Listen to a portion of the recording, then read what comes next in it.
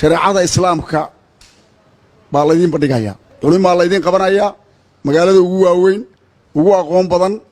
إذن كورنا تقانين معروفة بالذين قبنايا كو قلا سود دعوتي مركا ومد عليا وعرنا إني جواب تضحيان إني كوكرسونيين علماء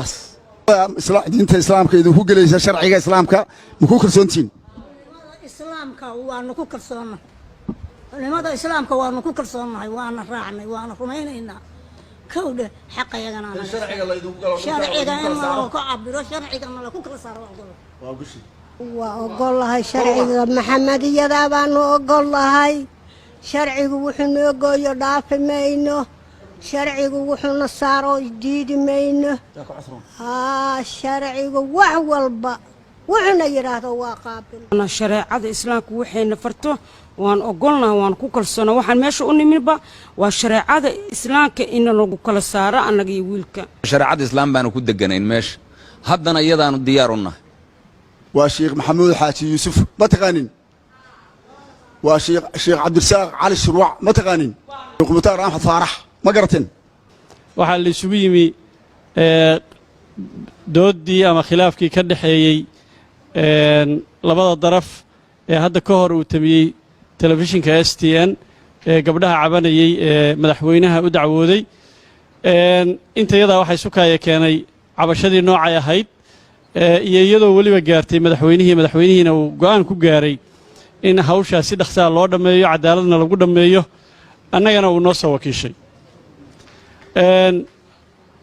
haddeer markaanu go'aankan gaarnay waxaan ku gaarnay in shariicada islaamka loo gudbiyo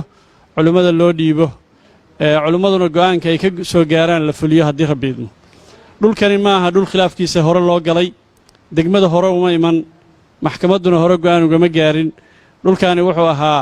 markii ugu horraysay aan maqalnay markii aan facebooka ku aragnay buu ahaa ma ahayn hadda ka hor khilaaf jiray oo sii horreeyey oo hay-adaha dawladdu ay xallin waayeen ma ahayn waxaa ilaahay mahadiisa inaynu maanta arrintaasi hawsheeda ugu horraysay oo caqabad ahayd aynu ka gudubnay waxay gaartay madaxweynaha Puntland Dr. Siciid Cabdulaahi Deni isaga ayaana soo amray isaga ayaana hadduu alla ku idmaayo noo sheegay inaan hawshan sida dastuurka Puntland ku qoran ee qof kasta oo mu'adin ah oo reer Puntland ah inuu xaqiisa helo oo si dastuuri ah loo mariyo marka waxaanu maanta isla garannay gabi ahaan labadii qolo oo dhulkaasi khilaafaadka isku haystay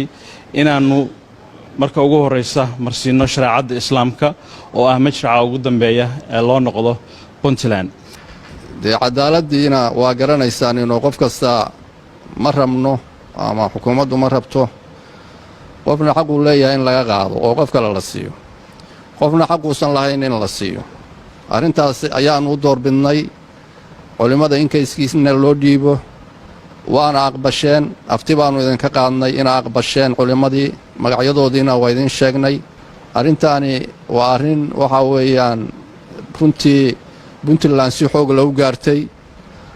sidaas baa madaxweyne Siciid Cabdulaahi Deni ku soo farageliyay annagana aban uu nagu siiyay sida uu dhaqsayaha badan inaan gallo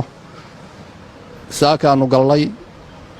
aad baa u mahadsantihiin yaritaanka aanu idin yeernay inaad ku timaadeen meesha hawshuna saas aynu ku dhammaanaysaa